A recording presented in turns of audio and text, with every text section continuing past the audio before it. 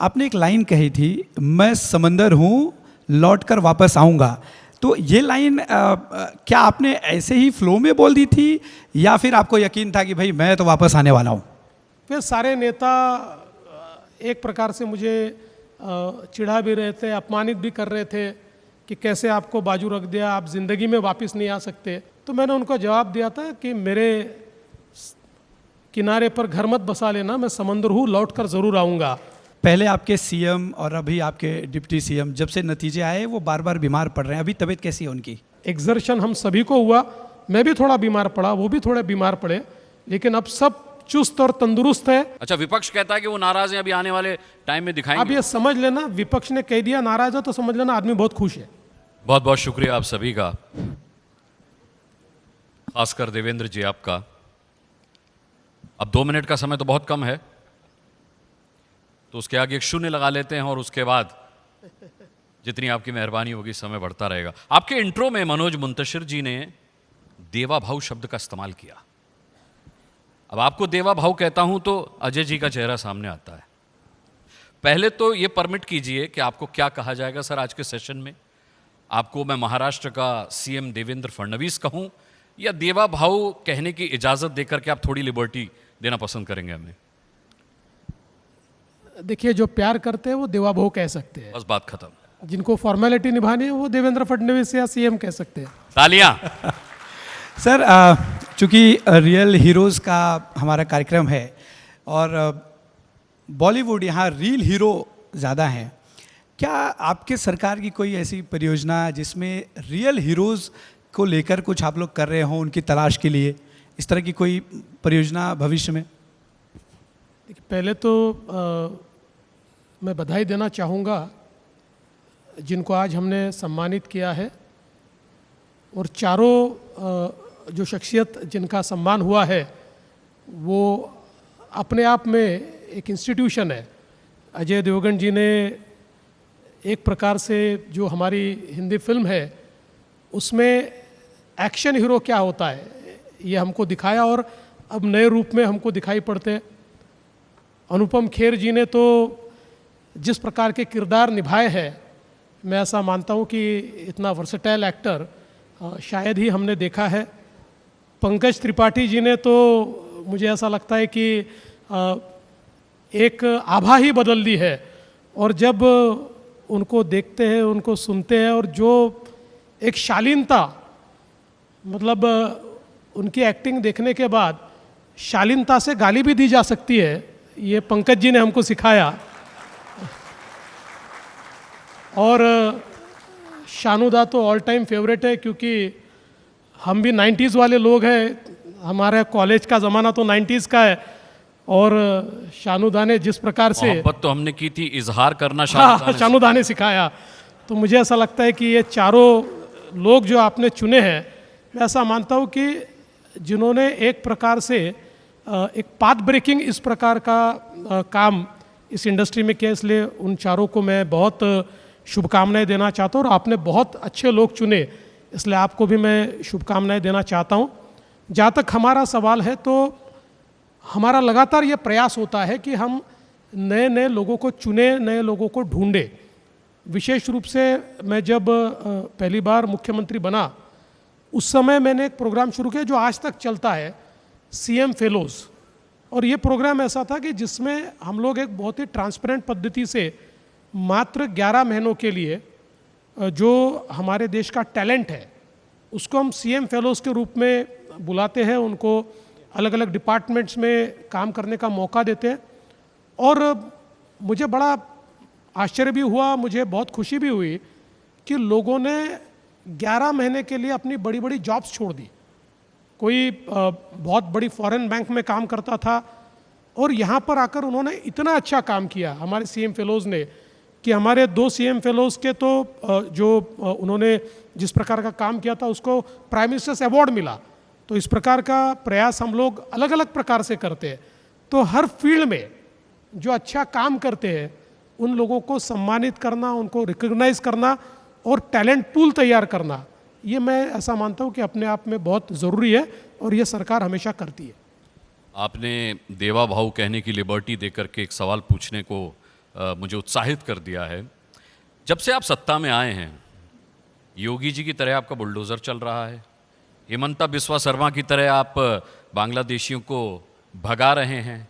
मतलब आत्ता माजी सटकली स्टाइल में जिस तरीके से आप चुन चुन करके, धर पकड़ करके बाहर निकाल रहे हैं, देवा भाऊ ये बदला तो नहीं ले रहे हैं वोट जिहाद का किसी से आप?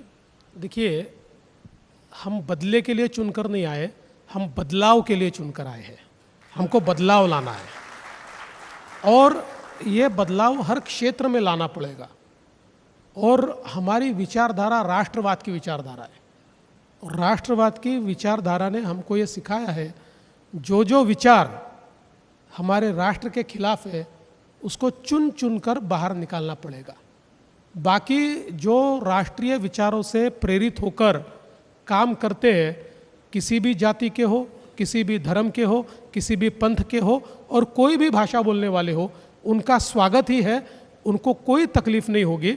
लेकिन इस राष्ट्र का कोई विरोध करेगा और इस राष्ट्र में अराजकता तैयार हो, इस प्रकार का कोई प्रयास करेगा, तो ऐसी ताकतों को तो हम चुन चुन कर बाहर करेंगे। एक सवाल है सर, आप सीएम बने, फिर डिप्टी सीएम बने और फिर सीएम बने, लेकिन जब आप पहली बार सीएम बने, दूसरी बार भी जनता ने आपको मैंडेट दिया था सीएम बनने का, लेकिन परिस्थितियां ऐसी बनी, आप सीएम नहीं बन सके। आपने एक लाइन कही थी, मैं समंदर हूँ लौट कर वापस आऊँगा। तो ये लाइन क्या आपने ऐसे ही फ्लो में बोल दी थी या फिर आपको यकीन था कि भाई मैं तो वापस आने वाला हूँ?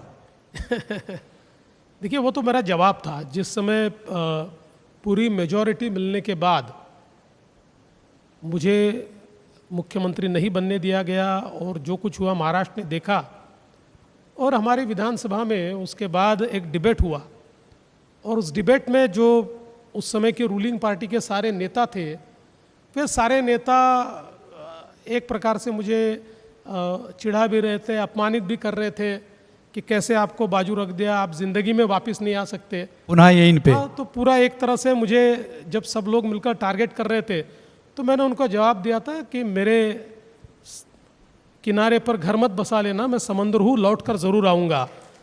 और अब लौटे और बहा दिया। ईश्वर की कृपा है, लौटे तो टाइड आ सुनामी के साथ लौटे। वही मैं कह रहा था, समंदर नहीं आया, हाई टाइड आ गया, आपने सुनामी कह दिया उसको। आप सीएम बनने के बाद उद्धव ठाकरे जी से मिलने भी गए थे, वो तस्वीरें हमने अपने चैनल पर दिखाई भी थी। वो मुझे मिलने आए थे, मैं नहीं मिलने गया था, अच्छा, वो आप मुझे मिलने आए थे। मैं आपसे खैर इस बारे में सवाल ही नहीं पूछ रहा, मैं तो सवाल ये पूछ रहा हूँ कि सीएम बनने के बाद आपने ऐसा क्या कर दिया कि उद्धव ठाकरे आपकी तारीफ कर रहे हैं, आदित्य ठाकरे आपकी तारीफ कर रहे हैं, और तो और संजय राउत आपकी तारीफ कर रहे हैं। देखिए, तालियां भी बजा सकते हैं आप। देखिए, कुछ तारीफें ऐसी होती है कि जिससे हमेशा बचना चाहिए। अगर आपने इन तारीफों को तारीफ समझ लिया तो आपका नाम तारीख में दर्ज होता है। इसलिए ऐसी तारीफें होती है, उसको छोड़ देना चाहिए। अगला सवाल वही है सर कि क्या ये तारीफ जो है आपके जो सहयोगी हैं उस तारीफ से असहज तो नहीं हो रहे, या फिर ये प्लानिंग के तहत तारीफ की जा रही है, एक साथ सब कर रहे हैं इसमें? राजनीति में ऐसा ही होता है, उनको असहज करने के लिए ये तारीफ चल रही है। लेकिन मेरे जो साथी हैं वो भी राजनीति के मंझे हुए खिलाड़ी है, उन्होंने भी राजनीति बहुत पास से देखी है, तो मुझे लगता नहीं है कि किसी प्रकार की असहजता उनमें तैयार होगी। वो भी जानते हैं कि पॉलिटिक्स में कई बार इस प्रकार से हाथ बढ़ाया जाता है कि जिससे दरार पैदा हो, लेकिन दरार पैदा नहीं होगी। आपने कहा कि ये सब तारीफ़ें, इनसे डरना चाहिए, इनसे सतर्क रहना चाहिए।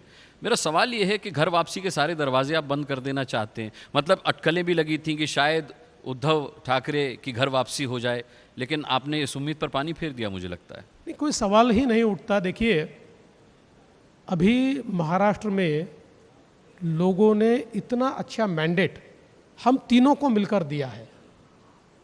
यहाँ पर हम तीन लोग हमारी कुर्सियों पर ऐसे जमकर बैठे हैं कि चौथे आदमी को बैठाने की जगह ही नहीं बची है और आवश्यकता भी नहीं है। इसलिए मैं नहीं मानता कि कोई दरवाज़ा खुला, कोई दरवाज़ा बंद, इस प्रकार की चर्चा के लिए भी कोई गुंजाइश है, ऐसा मैं नहीं मानता।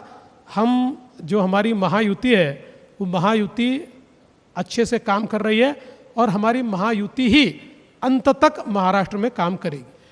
पहले आपके सीएम और अभी आपके डिप्टी सीएम जब से नतीजे आए वो बार बार बीमार पड़ रहे हैं, अभी तबीयत कैसी है उनकी? मैं शिंदे साहब की बात कर रहा हूँ। ये देखिए उसको मैं ऐसा मानता हूँ इस ढंग से नहीं लेना चाहिए। शिंदे साहब 2.5 साल तक लगातार काम करते रहे, रात को 2 बजे तक, 3 बजे तक, 4 बजे तक काम किया और हम लोगों ने चुनाव में भी मुझे ऐसा लगता है कि एक प्रकार से 24/7 काम किया।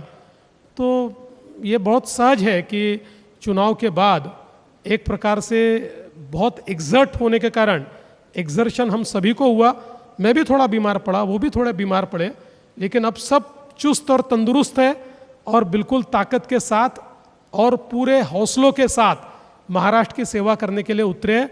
और आपने देखा होगा हम तीनों ने पिछले 1 महीने में जिस प्रकार के फैसले लिए हैं, वो फैसले ये बता रहे हैं कि हम किस प्रकार की इनिंग खेलने के लिए अब मैदान में उतरे हैं। अच्छा, आपने कहा कि आप भी बीमार पड़े, वो भी बीमार पड़े, अब दोनों ठीक हैं। ठीक तो हैं, लेकिन एकनाथ शिंदे साहब अब नाराजगी उनकी ठीक है या अब भी नाराज हैं वो नाराज थे ही नहीं। अच्छा, विपक्ष कहता है कि वो नाराज हैं, अभी आने वाले टाइम में अब दिखाएंगे। ये समझ लेना, विपक्ष ने कह दिया नाराज है तो समझ लेना आदमी बहुत खुश है। सर आपने मुख्यमंत्री का पद संभाला, विधायक बनने या उसके आसपास आपने मॉडलिंग भी की है और बहुत कुछ हासिल किया है। आज बड़े मॉडलिंग वाली बात पर इतनी शांति क्यों है? मॉडलिंग भी कर चुके हैं भैया, एक बार जोरदार तालियां बजाइए। जिंदगी में एक्सीडेंट्स होते हैं। अभी और कुछ हासिल करना है सर बड़ा? देखिए हम राजनीति में कुछ हासिल करने के लिए नहीं आए, हमारे लिए राजनीति एक मिशन है। क्योंकि जिन विचारों से हम तैयार हुए, राष्ट्रीय स्वयंसेवक संघ के स्वयंसेवक के रूप में मैंने अपने जीवन की शुरुआत की और मुझे राष्ट्रीय स्वयंसेवक संघ ने एक ही चीज़ सिखाई और वो चीज़ है राष्ट्र प्रथम। अपने देश की सेवा करना, अपने समाज की सेवा करना और सेल्फलेसली करना, ये एक मंत्र मुझे बचपन से मिला है। इसलिए मैं ऐसा मानता हूँ कि कुछ हासिल करना ये राजनीति का उद्देश्य नहीं है। हम लोगों ने तो संघ के गीत में सुना है, पथ का अंतिम लक्ष्य नहीं है सिंहासन चढ़ते जाना, सब समाज को लिए साथ में आगे है बढ़ते जाना। तो इसी प्रकार से हम लोग आगे बढ़ रहे हैं। कुछ हासिल करना नहीं है, जो मिला है ये पद नहीं है, ये जिम्मेवारी है। इस जिम्मेवारी को ठीक से निभाना, यही अब हमको हासिल करना है। अच्छा देवा भाऊ, वैसे मैं आपको बताऊं कि राजनीति में हमने कई लोगों को फाइट करते ज़्यादा देखा है, फाइट बैक करते कम देखा है। आप उनमें से एक हैं और नतीजा ये है कि आपको अब लोग प्रधानमंत्री नरेंद्र मोदी के उत्तराधिकारी के रूप में भी देख रहे हैं। मतलब एक फहरिस्त है जिसमें हेमंता बिस्वा शर्मा भी हैं, योगी आदित्यनाथ भी हैं, नितिन गडकरी भी हैं, उसमें अब आपका भी नाम लिया जाता है। देखिए मैं उत्तराधिकारी के किसी लिस्ट में नहीं हूँ, लेकिन जिन विचारों के लिए प्रधानमंत्री नरेंद्र मोदी जी काम करते हैं, उन विचारों का उत्तराधिकारी मैं हूँ, रहूंगा और जिंदगी भर उसके लिए काम करूंगा। आपकी मौजूदगी में विरोधी भी बोल रहे हैं। पूछ रहा था, केंद्र की राजनीति की रेस में अगर आपका नाम आता है, अग्रणी रूप से आता है। अरे भाई अभी अभी तो महाराष्ट्र का मुख्यमंत्री बनाओ यार, रहने दो 5 साल यहीं पर, क्यों भेजना चाहते हो? आपके विरोधी भी सर आपके स्टेज पे रहते हुए विजय वडेट्टीवार ने भी ये बात कही कि प्रधानमंत्री के वारसदार जो हैं आप हैं। वापिस आपको कहता हूँ, विरोधी जब कहते हैं तो खुश मत होइए। समझ लीजिए एक ऐसा बाण चला है कि जो कभी भी आपको लग सकता है, इसलिए उस बाण से हमेशा सावधान रहना चाहिए और ऐसी चीज़ों से कभी खुश नहीं होना चाहिए। देखिए राजनीति में एक मंत्र हमेशा समझ लेना चाहिए कि जब लोग आपको पेड़ पर चढ़ाते हैं तो आपने सुन लेना ज़रूर है, लेकिन आप पेड़ पर चढ़ गए तो टहनी टूटेगी, नीचे गिरोगे। इसलिए अपने पैर ज़मीन पर ही होने चाहिए। ये आपने बड़ी अच्छी बात कही। एक सवाल अभी आपने जिस तरीके से बोला कि आप और शिंदे साहब बीमार पड़ रहे थे बार बार, अब ठीक है, उस पर एक रिलेटेड सवाल मुझे याद आया। क्लियर मैंडेट आ गया था सर, एकदम बम्पर। महाराष्ट्र के इतिहास में पहली बार ऐसा हुआ जब इतनी सीटें आई। उसके बावजूद इतनी देर क्यों लगी, क्यों बीमार पड़ते रहे आप और बीच बीच में वो? मतलब मैं इसलिए पूछ रहा हूँ कि विपक्ष से लेकर की बड़ी कहानियां गढ़ रहा था, बड़ी संशय की स्थितियां उत्पन्न हो रही थी, अंदर खाने क्या चल रहा था वो सब जानना चाहते हैं। देखिए, जब कोएलिशन की सरकार होती है तो कोएलिशन के सरकार में शपथ विधि लेने से पहले कई चीज़ों पर फैसले करने पड़ते हैं। उन फैसलों के लिए थोड़ा समय लगता है। ये तो पहली बार तो नहीं हुआ।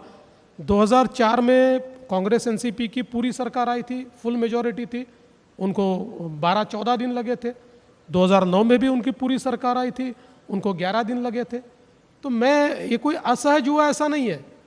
लोग इतिहास को भुला देते हैं और वर्तमान पर ज़्यादा बोलते हैं, तो मुझे नहीं लगता कि कोई अलग इस प्रकार की चीज़ हुई। 3 पार्टियां थी, हम लोगों ने बैठकर फैसला किया। फैसले लेने के लिए चर्चाएं करनी पड़ती है, चर्चाएं करने में थोड़ा समय लगता है, लेकिन ठीक है। लेकिन एक यहाँ पर मसला और हुआ था। लोगों ने कहा कि 2 की लड़ाई में तीसरे का फायदा, ना देवेंद्र जी का फायदा, ना एकनाथ शिंदे का फायदा, असली फायदा तो अजीत पवार साहब का हुआ। 6ठी बार डिप्टी सीएम बन गए वो। नहीं, कई बार लोग कहते हैं कि ये लाइफ टाइम डिप्टी सीएम है, इसलिए मैंने उनको एक बार ये कह दिया कि भाई लाइफ टाइम डिप्टी सीएम मत कहिए, कभी ना कभी ये भी सीएम बन सकते हैं। उनको हमारी शुभकामनाएं। लेकिन मुझे ऐसा लगता है कि भारतीय जनता पार्टी महाराष्ट्र की सबसे बड़ी पार्टी थी, वो वापस बनी। लगातार 3 चुनाव में 100 से ज़्यादा सीटें लेने वाली पार्टी पिछले 30 वर्षों के महाराष्ट्र के इतिहास में केवल और केवल बीजेपी है। और साथ में हमारे शिवसेना और एनसीपी, हम तीनों को एक दूसरे का फायदा हुआ। अब किसको किसका ज़्यादा हुआ, किसका कम हुआ, ऐसा आकलन तो हम नहीं कर सकते, लेकिन तीनों का एक दूसरे को फायदा हुआ और एक बम्पर जीत मिली। लाडली बहन योजना का इसमें कितना योगदान रहा? सर कहते हैं कि लाडली बहन योजना शिंदे साहब शुरू करना चाह रहे थे, लेकिन अजीत पवार उसके फेवर में नहीं थे, फाइनेंस मिनिस्टर थे, पैसा कहाँ से आएगा, ये सारी बातें हो रही थी। इसमें कितनी सच्चाई है? नहीं, देखिए, ऐसी बात नहीं है। लाडली बहन योजना हमारे शिवराज सिंह चौहान जी ने जो मध्य प्रदेश में शुरू की और वो बड़ी सक्सेसफुल हुई, और उसी की तर्ज पर हमारे मुख्यमंत्री एकनाथ राव शिंदे जी ने उस समय निर्णय किया कि महाराष्ट्र में भी इसको शुरू करेंगे। तो उन्होंने मुझे और अजीत दादा को निमंत्रण दिया, हम तीनों ने मंत्रणा की और हमने एक मत से ये निर्णय किया कि हम इस योजना को शुरू करेंगे। और ये निश्चित है कि हमारी लाडली बहनों ने हमको बहुत समर्थन दिया। जहाँ लाडली बहनों का समर्थन हमको मिला, उसके साथ साथ इस चुनाव का वाटरशेड मूवमेंट जिसको कह सकते हैं, टर्निंग पॉइंट जिसको कह सकते हैं, वो प्रधानमंत्री मोदी जी का जो नारा था, एक है तो सेफ है, ये नारा एक प्रकार से टर्निंग पॉइंट इस चुनाव का हुआ। और लोगों ने उस नारे को इतना रिस्पॉन्ड किया कि उस नारे ने महाराष्ट्र में सुनामी लागी। एक चीज आपने, क्योंकि एक रहेंगे तो सेफ रहेंगे की बात की, आपको नहीं लगता कि विपक्ष का भी ये कहना था कि बीजेपी बट गई 2 नारों में, बटोगे तो कटोगे या एक रहोगे तो सेफ रहोगे। योगी जी महाराष्ट्र में आके कह गए बटोगे तो कटोगे। अजीत दादा ने भी उसका विरोध किया कि हम इससे इत्तेफाक नहीं रखते। लेकिन जब जीत मिली तो आपने कहा एक रहोगे तो सेफ रहोगे की वजह से मिली। तो किस नारे का योगदान रहा है? देखिए, दोनों चीज़ें एक ही है। जैसे हम कहते हैं कि पानी का गिलास आधा खाली है या आधा भरा है, बटेंगे तो कटेंगे का अर्थ ये है कि पानी का गिलास आधा खाली है, एक है तो सेफ है का अर्थ है पानी का गिलास आधा भरा हुआ है। तो एक पॉजिटिव चीज़, अब दोनों की अपनी स्टाइल है। योगी जी की अपनी स्टाइल है, उन्होंने बटेंगे तो कटेंगे कहा। योगी जी एक बहुत फायरी इस प्रकार के नेता है, लेकिन उसका भी अर्थ यही था कि बटना नहीं है, साथ में रहना है। और देखिए, मुझे कभी कभी ध्यान में नहीं आता कि इस नारे से इतनी जलन क्यों है लोगों को। अरे भाई, कोई भी नेता अगर लोगों को कहता है बटिए मत, साथ में आ जाइए, वो ये नहीं कर रहे बटिए बटिए बटिए, उससे हमको चिढ़ होनी चाहिए, उससे हमको दुख होना चाहिए। कोई बांटने की कोशिश कर रहा है, कोई नेता अगर हमको साथ में आने की बात कर रहा है, और वही मंत्र प्रधानमंत्री जी ने दिया कि हम लोग एक है तो सेफ है। इस देश में भाषा के, प्रांत के या जाति के या पंथ के आधार पर अगर हम लोग बढ़ गए, तो हमने इतिहास में भी देखा है, जब जब इस प्रकार से हमारा समाज बटा तो हमारा देश बटा। इसलिए हम जब तक एक रहेंगे तो सेफ रहेंगे। मुझे लगता है ये नारा बिल्कुल सही था, लोगों ने उसको सही समझा और लोगों ने उसके ऊपर वोट किया। लोगों ने सर जैसा आपने कहा कि कुछ लोगों ने शायद गलत समझा होगा, कुछ लोगों ने सही समझा होगा। सवाल इसलिए है क्योंकि आप कहते हैं, आपने पहली प्रेस कॉन्फ्रेंस जो नागपुर में करी उसमें आपने कहा कि every vote for magnetic Maharashtra, लेकिन अभी एक मंत्री हैं नीतीश राणे, वो कहते हैं एवरी वोट फॉर अगेंस्ट मुल्ला। तो ये थोड़ा सा विरोधाभास नहीं है? नहीं, देखिए मुझे ऐसा लगता है कि हमारे जो नीतीश राणे जी है एक बहुत ही स्ट्रांग हिंदुत्ववादी, स्टॉन्च हिंदुत्ववादी इस प्रकार के नेता है और बेबाकी से बात करते हैं और यंग है, थोड़ा गर्म खून है, लेकिन मैं उनको हमेशा समझाता हूं कि अब वो जिस प्रकार के नेता है, एक मंत्री के रूप में काम कर रहे हैं, तो मुझे ऐसा लगता है कि थोड़े संयम के साथ बात होनी चाहिए, लेकिन उनके इंटेंट पर कोई आप उंगली नहीं उठा सकते। उनका इंटेंट बिल्कुल सही है, कई बार उनके ज़बान से जो चीज़ें निकलती है उसके अर्थ अलग अलग निकलते हैं। महाराष्ट्र चुनाव के बाद नतीजे आने से पहले दो अटकलें बड़ी ज़बरदस्त लग रही थी। एक अटकल ये लग रही थी कि उद्धव ठाकरे की घर वापसी होगी और दूसरी अटकल ये लग रही थी कि अजीत पवार की घर वापसी होगी। इनमें से कुछ भी नहीं हुआ। एक चीज़ हुई कि आजकल चाचा जो हैं शरद पवार, वो आरएसएस की बड़ी तारीफ कर रहे हैं। इसका मतलब समझाएंगे क्या? क्या मतलब समझा जाए इसका? देखिए, शरद पवार जी जो है वो महाराष्ट्र की राजनीति में सबसे वेटरन है, चाणक्य सबसे वेटरन है और उनको महाराष्ट्र की राजनीति में होने वाली चीज़ें समझती है, अपनी जीत का कारण भी समझता है और अपनी हार का कारण भी समझता है। और उन्होंने लोकसभा में कांग्रेस ने, उन्होंने और हमारे ठाकरे जी की पार्टी ने एक पैटर्न तैयार किया था, जिस पैटर्न में उन्होंने ये जितनी यहाँ पर एनार्किस्ट ताकतें, एनार्किस्ट, उन ताकतों को एकत्रित किया था और उन ताकतों के भरोसे लोगों के बीच एक बुद्धिभेद करके उन्होंने लोकसभा में विजय पाई महाराष्ट्र के अंदर। उसके बाद जो सारी राष्ट्रीय विचारों की ताकतें थी वो सारी ताकतें मैदान में उतरी, क्योंकि उनके ध्यान में आया कि अगर एनार्किस्ट ताकतें इसी प्रकार से काम करती रही तो इस देश का भला नहीं हो सकता, इस समाज का भला नहीं हो सकता। तो राष्ट्रीय ताकतें या राष्ट्रवादी ताकतें जो थी उनकी ताकत ज़्यादा थी। वो जैसे मैदान में उतरी तो ये जो फेक नैरेटिव तैयार हुआ था, इस फेक नैरेटिव को उन्होंने समाप्त कर दिया और लोगों ने बीजेपी को और हमारी महायुति को वोट दिया। तो पवार साहब के ध्यान में आया कि ये राष्ट्रीय ताकतें कौन है, इसलिए उन्होंने तारीफ की उन ताकतों की। तो मुझे ऐसा लगता है कि ये भी व्यक्ति में एक गुण होना चाहिए कि अपने जो विरोधी है उन विरोधियों में भी जब कोई ताकत दिखती है तो उस ताकत की तारीफ करनी चाहिए। देखो, वो तारीफ वो इसलिए तो नहीं कर रहे कि आजकल ये भी खबरें हैं कि आरएसएस और बीजेपी में कुछ मनमुटाव है, आरएसएस नाराज है बीजेपी से, इसलिए तो शरद पवार साहब जो है वो जाल नहीं फेंक रहे आरएसएस की तरफ। देखिए, जब आप लोगों के पास खबरें नहीं होती है तो चलाने के लिए ऐसी खबरें चलती है कि आरएसएस और बीजेपी में मनमुटाव है। ऐसा कोई मनमुटाव होता नहीं है, क्योंकि देखिए आरएसएस राजनीति में नहीं है, राजनीति से उनका कोई संबंध नहीं है। वो राष्ट्र निर्माण का काम करते हैं, वो मनुष्य निर्माण का काम करते हैं और हर क्षेत्र में राष्ट्रीय विचारों के लोग तैयार हो, इसलिए आरएसएस काम करता है। भारतीय जनता पार्टी उन्हीं विचारों से काम करने वाली एक पार्टी है। हम लोग ये मानते हैं कि हमारी जो पैतृक संगठन है या हमारे विचारधारा हमारी जहाँ से आती है वो राष्ट्रीय स्वयंसेवक संघ है, तो इसमें कभी मनमुटाव हो ही नहीं सकता।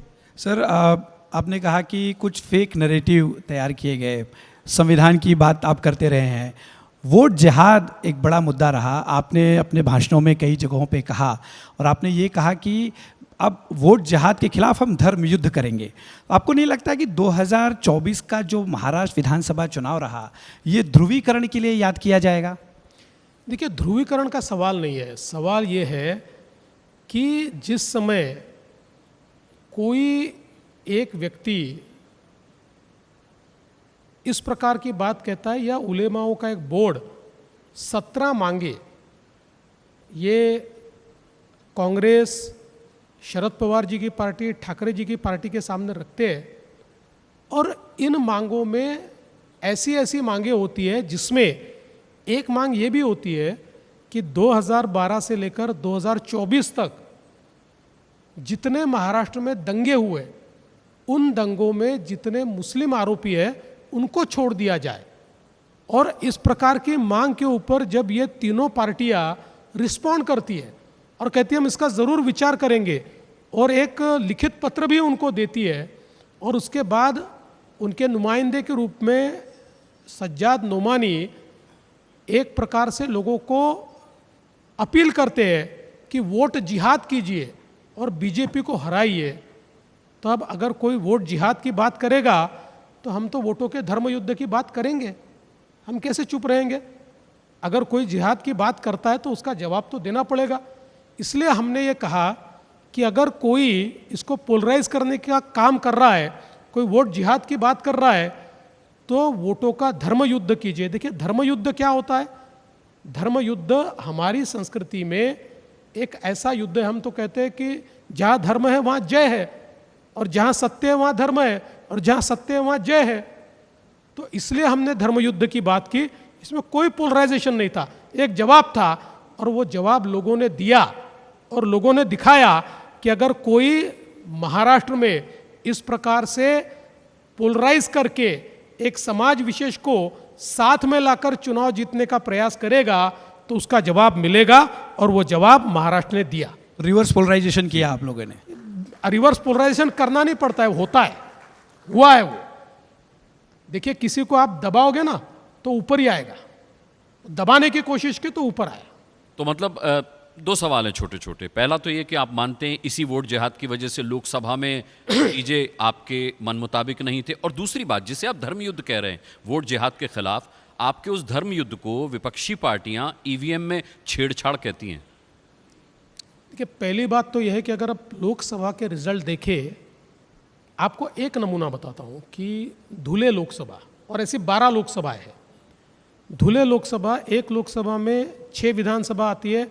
इन 6 विधानसभाओं में से 5 विधानसभाओं में बीजेपी का उम्मीदवार 1,90,000 वोटों से आगे था, और धुले की लोकसभा में 1,94,000 वोटों से, मालेगांव सेंट्रल की विधानसभा में 1,94,000 से वो पीछे गया, और केवल एक विधानसभा के कारण 4,000 वोटों से वो हारा।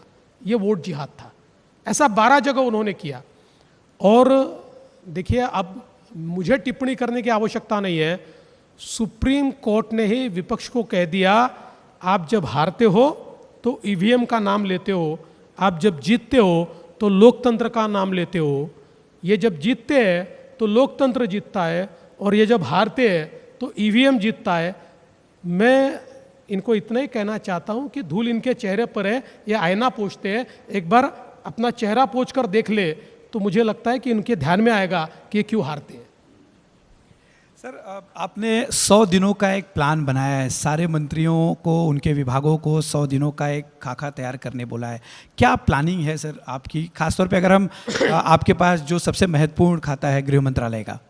देखिए मूल रूप से कोई भी सरकार की जो दिशा तय होती है वो पहले 100 दिनों में तैयार होती है। इसलिए मैंने हर विभाग की बैठक करके उनको ये कहा कि आप 2 प्रकार के प्लान बनाएंगे। पहला 100 दिन का प्लान, जिसमें 100 दिन में आप क्या अचीव कर सकते हो ये हमको बताइए, और दूसरा एक लॉन्ग टर्म प्लान।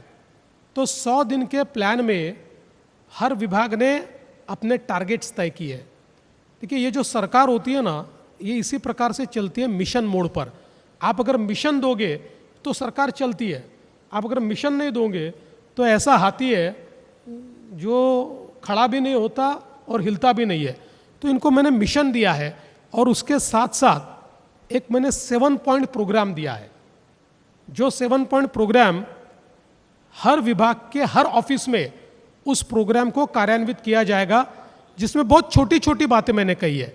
ये जो 7 पॉइंट प्रोग्राम है, इसमें मैंने कहा है कि उस ऑफिस की सफाई होनी चाहिए, उसमें जितने पुराने कागजात हैं ये सारे कागजात आपने निकाल कर फेंकने। कम से कम 2 चीज़ें हर ऑफिस ने ये करनी है कि जिसमें ईज ऑफ लिविंग आए। इसका मतलब उस ऑफिस में लोग जिन कारणों से आते हैं, ऐसी जो सबसे महत्वपूर्ण 2 चीज़ें हैं वो दो चीज़ों को हम इस प्रकार से तैयार करें या इस प्रकार से उसकी कार्यपद्धति को तैयार करें कि आने वाले व्यक्ति को वापस चक्कर न लगाना पड़े, उसको ईज़ ऑफ लिविंग मिले। इसके साथ साथ मैंने उनको ये कहा है कि जो हमारे अधिकारी है वो अधिकारी अपने बैठने का समय, लोगों से मिलने का ये तय करे कि इस समय कोई भी आएगा तो मैं मिलूंगा ही, और उसको एक बोर्ड लगाकर वहाँ पर लिखे कि आप 2 बजे से 4 बजे के बीच जो आएगा मैं उसको मिलूंगा। इस प्रकार की 7 बहुत सिंपल चीज़ें मैंने दी है, लेकिन ये सिंपल चीज़ें लोगों के जीवन में परिवर्तन लाने वाली चीज़ें हैं। और हमारे जितने विभाग हैं उन विभागों को ट्रांसफॉर्मेशनल इस प्रकार का एक प्रोग्राम दिया है। मैं ऐसा मानता हूँ कि 100 दिनों के बाद एक हम रिपोर्ट भी प्रकाशित करेंगे कि 100 दिन के लिए हमने क्या तय किया था और उसमें से हमने क्या अचीव किया। तो इससे हमारी सरकार में ट्रांसपेरेंसी भी आएगी, हमारी सरकार में एफिशिएंसी भी आएगी, और एक जिसको हम लोकाभिमुखता कहते हैं वो लोकाभिमुखता भी हमारी सरकार में आएगी। ठीक है। देवेंद्र जी, आप न्यूज़ चैनल देखते होंगे। हमारे न्यूज़ चैनल्स पर कुछ एक्सपर्ट्स बैठते हैं जिनको हम पॉलिटिकल एक्सपर्ट्स कहते हैं या राजनीतिक मामलों का जानकार कहते हैं। उनके द्वारा एक अटकल थी, उस पर भी विराम लगा दीजिए अब आज जब आप बैठे ही हैं। तो जब क्लियर मैंडेट के बाद भी सीएम बनने में देर हो रही थी तो राजनीतिक विश्लेषक बता रहे थे कि देवेंद्र फडणवीस को ऑफर दिया जा रहा है कि वो आएँ और केंद्र की राजनीति में अहम भूमिका निभाएं, मंत्री बन जाएं। कुछ राजनीतिक एक्सपर्ट्स बता रहे थे कि देवा भाऊ को ये ऑफर दिया गया है कि वो बीजेपी के अध्यक्ष बन जाएं। क्या ये सच है? देखिए, पहली बात तो आपको ये भ्रांति है कि आप जिनको बुलाते हो एक्सपर्ट है। इस भ्रांति को दिमाग से निकाल दीजिए। और ये सारी चीज़ें, ये जो अटकलें लगती है, पार्टी ऐसे नहीं चलती। ऐसे कोई ऑफर नहीं देता है कि भाई देवेंद्र फडणवीस को, ये कोई फिल्म थोड़ी है कि इस हीरो को ऑफर दी, उस हीरो को ऑफर दी। ऐसा नहीं होता है यहाँ। ये तो देखिए बहुत सीधी पॉलिटिक्स होती है। तो इसमें पार्टी तय करती है और जो पार्टी तय करती है उस हिसाब से आगे जाना पड़ता है। तो मुझे न कोई ऐसी ऑफ़र दी गई, न कोई मैंने ऑफ़र पर विचार किया। और भारतीय जनता पार्टी में तो ऑफ़र का सवाल ही नहीं उठता। हमारे यहाँ कोई हम तय नहीं करते। भारतीय जनता पार्टी में जो पार्टी तय करती है हम करते हैं। पार्टी ने कहा तो मुख्यमंत्री बना, पार्टी कहती घर जाओ तो घर चला जाता। एक आखिरी सवाल सर, पूरे चुनाव में एक बड़ा आपका गाना वायरल हो रहा था, जागो रे हिंदू जागो रे। मुझे याद है एक उत्तर भारतीयों के साथ एक कार्यक्रम था, उसमें मैं था, वहाँ पे आपने ये लाइन गुनगुनाई थी और काफ़ी वायरल हुआ चुनाव के दौरान। तमाम जो दर्शक हैं, अगर आप वो लाइन एक बार सुना दें तो बहुत अच्छा, क्योंकि बहुत वायरल था सर और लोगों ने बहुत उसको प्रतिसाद दिया। जो गीत था ये, जिस समय राम जन्मभूमि का आंदोलन हुआ और जब कार सेवा हुई, मैं 19-20 साल का था, मैं कार सेवा में गया था। उस कार सेवा का वो गीत था, जागो तो एक बार जागो जागो तो, बड़ा अच्छा गीत था। तो जब राम मंदिर का निर्माण हुआ, लोग साथ देंगे सर? नहीं, मैं अपनी बात को पूरी करता हूँ। तो जब राम मंदिर का निर्माण हुआ उस समय भी मैंने गाया, और जब उत्तर भारतीयों का कार्यक्रम हुआ उस समय भी मैंने गाया। तो आपके तब ध्यान में आया होगा कि मैं कितना बेसुरा हूँ। तो इतने बड़े नेशनल चैनल पर अपनी बेइज्जती नहीं करवाते। आपको दिखाना है तो आप पुराना वाला मेरा दिखा दीजिए, तो लोगों के ध्यान में आ जाएगा कि मैंने क्यों नहीं गाया। तो इसलिए मुझे ऐसा लगता है, लेकिन वो गीत बहुत सुंदर है, इसमें कोई दो राय नहीं है। Thank you sir. चलिए, देवेंद्र फडणवीस जी, माननीय मुख्यमंत्री महाराष्ट्र, आपका बहुत बहुत धन्यवाद करना चाहेंगे। आपने साबित किया है कि महाराष्ट्र में रियल हीरो आप हैं, अपनी पार्टी के लिए रियल हीरो आप हैं, और यही इंस्टिंक्ट, यही जज्बा जिसके अंदर होता है उसी को हम रियल हीरोज़ कहते हैं। अपने व्यस्त समय में से आपने रियल हीरोज़ के लिए, जी मीडिया के लिए समय निकाला। आपका बहुत बहुत आभार और अभिनंदन। Thank you. जी मीडिया का बहुत बहुत धन्यवाद।